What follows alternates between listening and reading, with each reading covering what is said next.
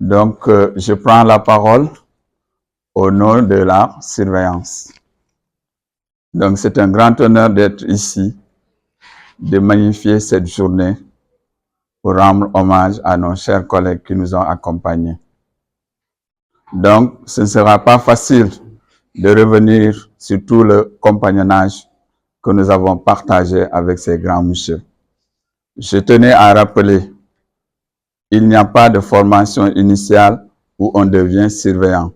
C'est dans la pratique que ça s'acquiert. Et nous avons la chance de trouver au lycée un grand monsieur, M. Ngom, qui nous a formés, qui nous a accompagnés, qui nous a soutenus, qui nous a montré la voie. Nous vous en sommes vraiment reconnaissants. Et nous vous souhaitons un bon repos. Et à M. Camara également, un homme humble, très ouvert, très accueillant. On l'a devancé ici, malgré son âge, il était quelqu'un parmi nous. Et toujours dans l'esprit de collaboration, de fraternité, on a eu à travailler. Donc, nous vous rendons un vif hommage. Assalamu alaikum mbooloo mi dama bëggoon ñëw tuuti rek à l'endroit de ses parents ñi nga xam ne tey ñoo fi ànd ak suñu kilifa yu mag yi di leen sant di leen ñaanal di leen jaajëfal monsieur Ngom tey jii lépp lu nekk si ñun ci wàllu liggéey ñu mën ko taxaw ba nit ñi di ko gis di ko rafetlu moom moo ko def si ñun kon ñoo ngi lay sant di la ñaanal di ko témoigner si sa kanamu njaboot di ko témoigner si sa kanamu dëkkandoo lépp li nga xam ni warloo nga ko ak ñun def nga ko yaa ñu formé yaa ñu encadré wàcc sa bopp ba ñu miin la lépp lu ñu mas a jaaxal nga taxaw ci di ñu formé nag di ñu contrôler te bàyyi woo ñu benn yoon kon tey suñu mënee def suñu liggéey tey ba di ci am ay résultats dañ la koy sant di la ko ñaanal monsieur Camara également bi mu ñëwee fekk suñu malgré son âge dafa wàcc boppam loo wax mu ne commandant loo wax mu ne kii masul jaar benn yoon sama tur mu nekk nit ku oyof ku ñu jàppale ku jigee élèves yi kooku nangoo sonn ngir le fonctionnement du lycée kon ñoo ngi leen di ñaanal un repos bien mérité di wax ni vraiment li ñu waxoon ëpp na lii mais dafa nekk ay kàddu yoo xam ne dama ko tubbee sama xol ndax kii day kenn si man moom moo ma formé moo ma dalal fii kon dama koy sant di ko ñaanal heure bu muy jullee ñoo ngi leen di sant di leen ñaanal monsieur Guèye également mu nekk ku jàmbaare ku ouvert heure boo ñëwee bureau rek daf lay accueillir loo mënte am si soxla wala bëgg-bëgg mu dal ci taxaw kon ñoo ngi leen di ñaanal coono bi ngeen def ci école bi def ko si seen parcours yal na ko yàlla multiplier ful ko ba mu nekk ay centaine de centaine ngeen jariñoo ko ak seen njaboot ñoo ngi leen di gërëm di leen sant excellent mu leen di xamal ne école bi ku nekk dëgg nga résultat bi école bi di génnee loolu nag mu ngi commencé si jàngalekat yi balaa monsieur Ngom mi nekk surveillant général di kontaan mu kon ak ba mbégtam mu ngi jógee si jàngalekat yi changeur bu bëggee mbégtam mu ngi jógee si monsieur Ngom ce proviseur bu bëggee mbégtam mu ngi jógee si changeur parce que ñooy commencement bi parce que ñoo nekk si naaj bi ñi nekk si kër gi bu ñii bëggee rek ñoo tax monsieur Ngom nag ñu lay jaajëfal di la sant di la gërëm ak Guèye parce que même Guèye bu bëggee tamit monsieur Ngom moo tax mu bëgg parce que monsieur Ngom moo nekk si bopp ba boo nee monsieur Ngom nag bàyyi ma surveiller yu jigéen yi ak yu góor yi parce que monsieur Ngom moo jege gune yi te xam naa tamit bunt bi man maa fi ne ku fi nekk xam naa ni nga taxawee si école bi Guèye tamit say mbokk sas nañ la sas bu rëy parce que dañoo ne da nga baax te nag jàngoo histoire Omar wa Adios jàng ko bu baax bi Omar génne di dem am na benn waay bi ñu doon weyante dinaan Omar dina nelaw ak du nelaw bu nekkoon yaa ngi doon góorgóorlu na nga yokk sa fukki loxo parce que dañ la kalaam ak yàlla nee nañu da ngaa baax xam-xam nag ñaar la ba ñett xam-xam bi ngay jëriñoo jëriñ say mbokk xam-xam bi ngay jëriñoo doo si jëriñ doomu aadama yi xam-xam bi nga xam ne da nga si jëriñ doomu aadama yi te doo si jëriñoo yàlla dimbali nag waa école bi seen xam-xam ñu ngi koy jëriñoo di si jëriñ nit ñi kon boog yéen ñëpp gàcce ngaalaama yàlla na leen yàlla defal jàmm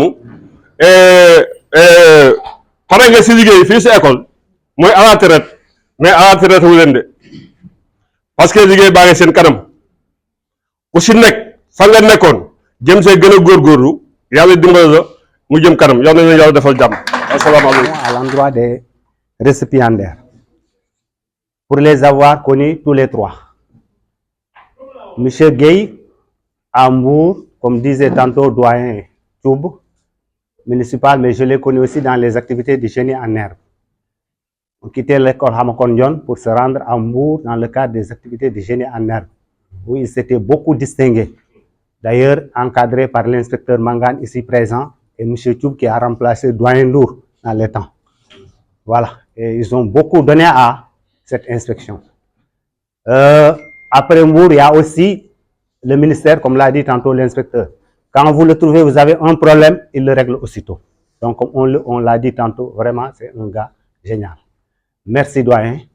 Monsieur Camara, on a débarqué tous ensemble en 95-96 à Ndiaganiao. Moi, j'étais à 7 km de Ndiaganiao, mais les week-ends, je me rendais à Ndiaganiao. Et là-bas aussi, on a fait fonctionner le CLAC de Ndiaganiao dans les temps avec les activités de génie en herbe, où on faisait aussi des récitals de poèmes et où on faisait aussi des concours de dictée aux élèves. Je l'ai connu là-bas, il était très engagé. Monsieur Ngom, particulièrement à Monsieur Ngom, un ami, un parent, je l'ai connu à Diakhao en 93. J'avais un ami d'enfance qui était affecté à Diakhao et c'est lui qui était son tuteur. Je suis venu, il m'a présenté M. Ngom. Depuis lors, on est ensemble. Ce qui montre vraiment sa sincérité. Et M. Ngom, très franchement, c'est un travailleur. Puisque de Diakhao, on s'est retrouvé à Hamakondion encore. Hamakondion, bon, je crois que c'est sous l'inspecteur Ning, si je ne me trompe pas, M. Mangane est là. Dans les temps, on disait des écoles qui dépassaient 16 classes, on devait les éclater.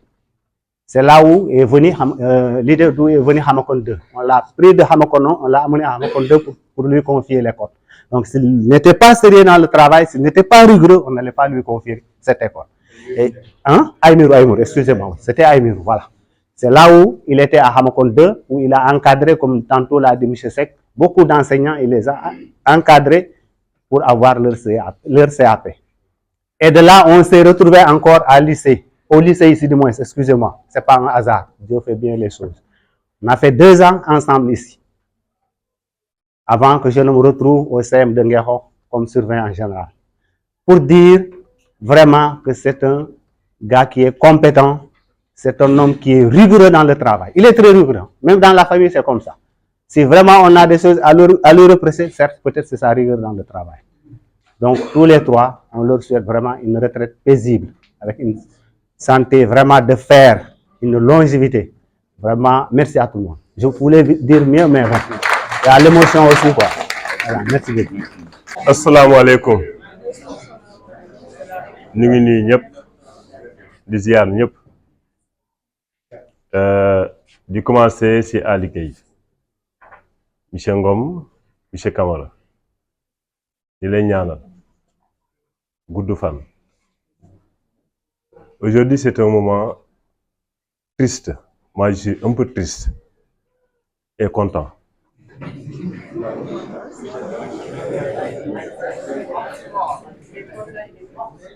Je suis triste et content.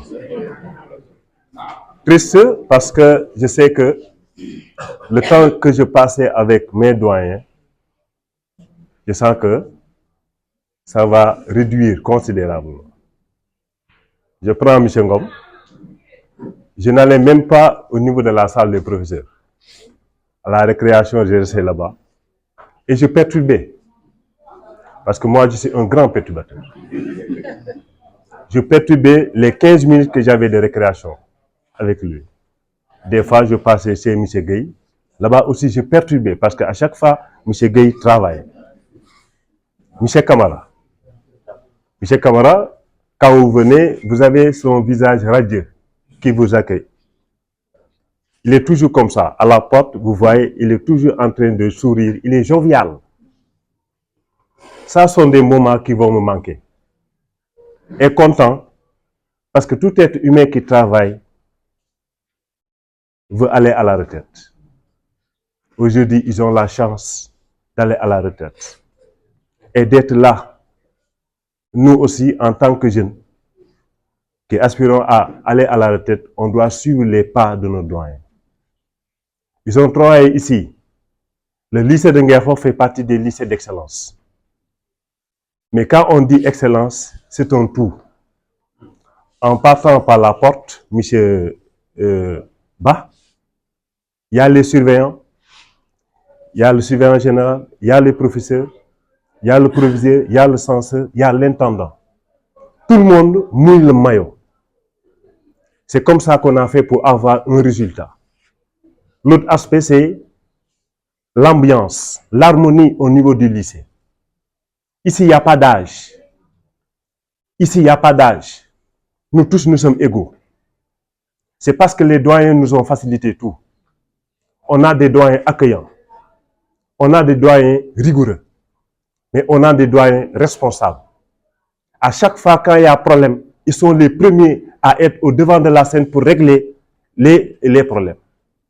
Et ça, on vous remercie vivement pour la stabilité du lycée.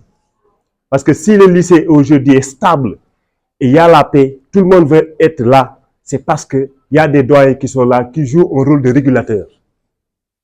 Monsieur Ngom, merci beaucoup. Merci beaucoup. Monsieur Gueye, merci beaucoup. Monsieur Kamara, merci beaucoup. Et bonne retraite. Bonne retraite et longue vie. Aujourd'hui, je tenais à dire un petit quelque chose en l'honneur de mon père. Cher papa, vous m'avez appris à toujours dire la vérité. Alors cette vérité, je vais la dire pour vous témoigner ma gratitude et ma reconnaissance. Certes, vous êtes rigoureux et votre honnêteté fait de vous quelqu'un de spécial. Cette rigueur m'offre la meilleure éducation et j'en suis fière. Un jour, mon maître m'a dit, « Que veux-tu devenir quand tu seras grande ?» Je lui ai répondu, « Enseignant. » Je lui ai répondu, « Enseignante comme mon père. »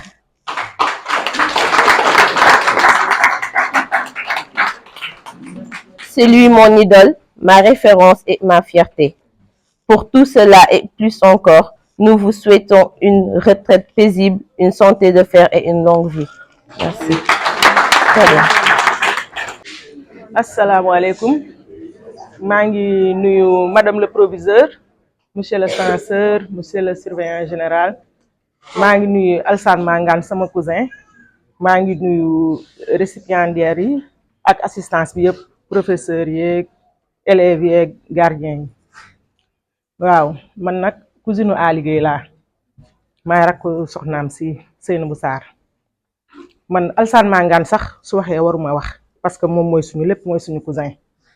Mais li olof yi di wax rek roof yàqul jën ndax Ali Gueye mii ku nekk day sawar wax si moom. Ali Gueye dafa nekk nit ku baax, yaroo suñu kër, yéene ñëpp jàmm, am ak ñëpp jàmm.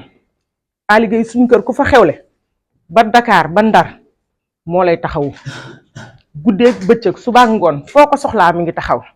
te Alsane Mangane dafa wax si Ali Gueye léegi nii wax bu ma marqué ne dafa jógee ministère ne ko fa wuutu ñëpp téye ko fa ci postam ci ni mu mel la dafa nekk nit ku gore bu jàppee du bàyyi.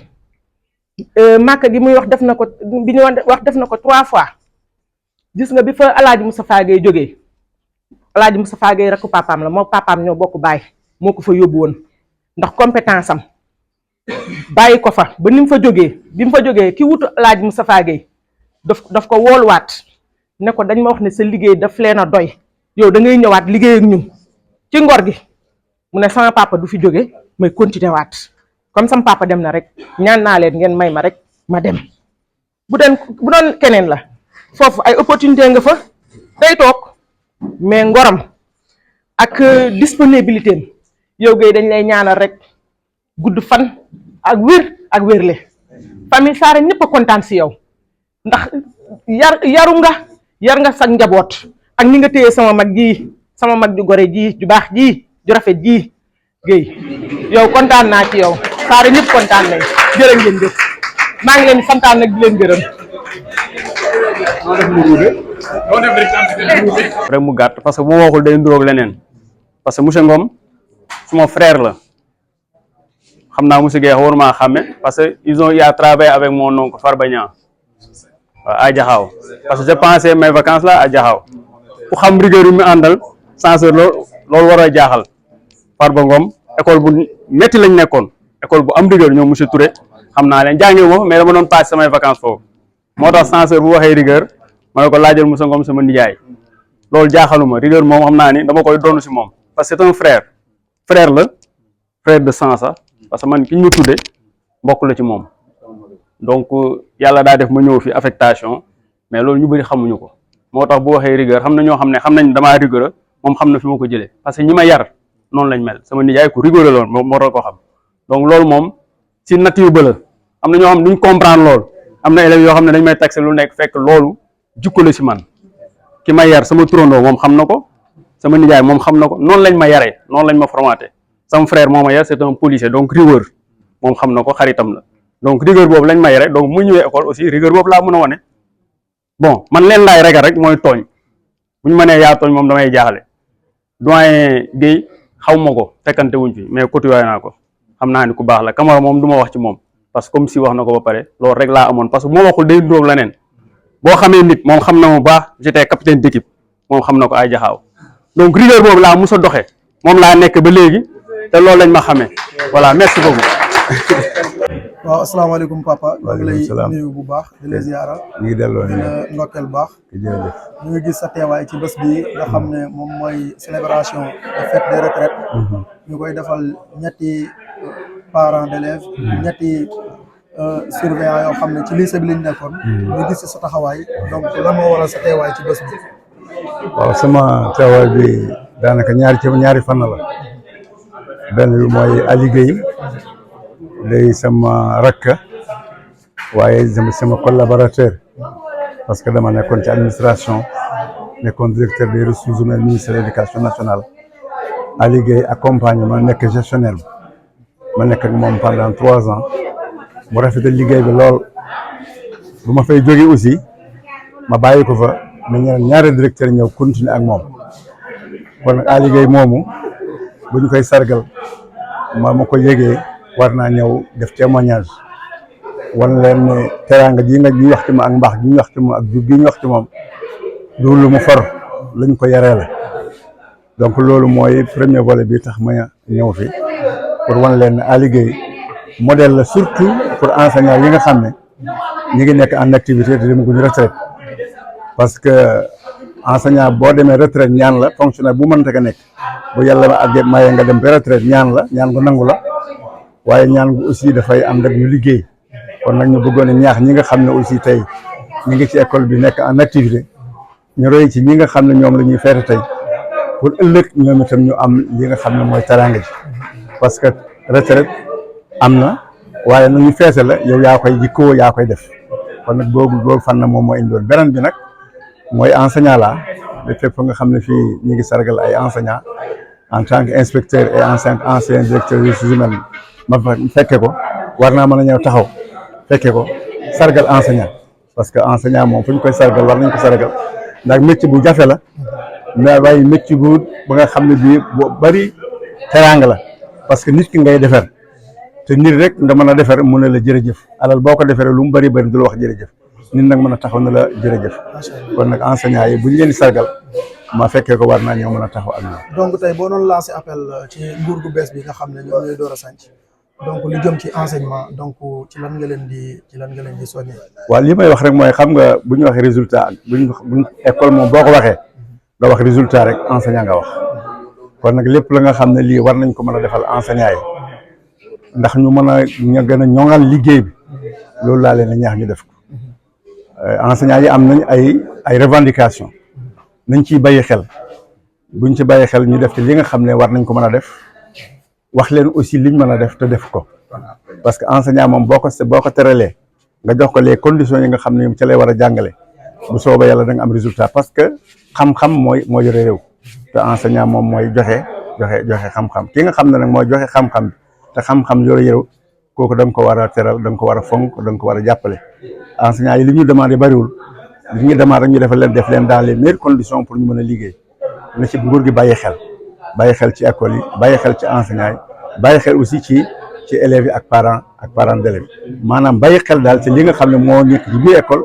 ak biti école te lëkkaloo ak école parce que loolu moom mooy yore développement réew.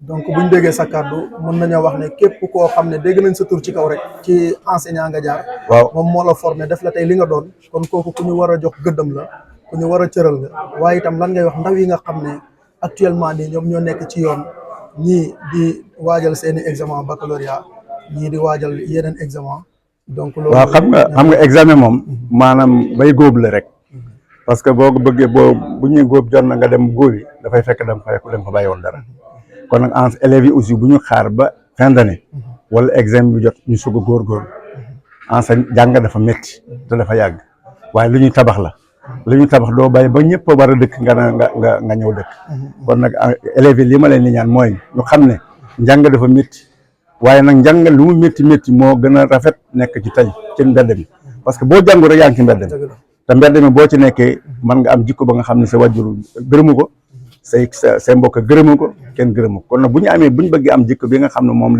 la réew mi gërëm seen wàjjur yi gërëm ko seen jàngale kër gi ni nangoo jàng def ci effort nag sacrifice la laaj waaye sacrifice ba nga xam ne bii dafa lay jox ëllëg sa teraanga kooku jar na donc élèves yi nañu xoolal nag seen jikko yi ñu xam ne njàng famille la école la waaye mbedd la dafa am ñaar ñi nga war a téye ak benn ba nga war a bàyyi ñaar ñi nga war a téye mooy école bi ak famille bi kii nga war a bàyyi mooy mbedd mi boo bàyyee école bi ci mbedd mi nga jëm boo bàyyi sa parent ci mbedd nga ñëw te mbedd mi du def lu dul yàq xel kon nag nañ xam ne njàng tant que ñu ngi ci ñaari yëf rek moo leen war a yitteel wajur wi ak école bi ñu lëkkaloo ñoo ñaar bu ñu lëkkaloo lépp lu ñu def ci ndaw le rek dana jur teraanga. Inch'Allah jërëjëf lan mooy sa mot de la fin. bon maa fee mooy maa ngi gërëmaat école bi ci li nga xam ne am na yéene ji ak initiative bi def ko parce que duut école yëpp koy def waaye lii kooku